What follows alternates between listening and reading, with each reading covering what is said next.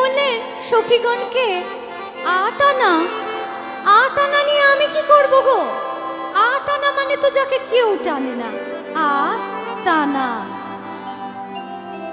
সখীগণ বললেন আট আনার কথা, আর মাঝি তাকে বিশ্লেষণ করলেন টানা। তাই সে বলছে আটানা আটানা, আট আনা আটানা, কেউ টানে না প্রাণের টানে, আটানা আটানা, কেউ টানে না প্রাণের টানে, আটানা আটানা। সখীগণ বললেন মাঝি তুমি আটানা মানে বোঝো না? আটানা মানে হলো 1 টাকার অর্ধেক, অর্থাৎ খণ্ড টাকা।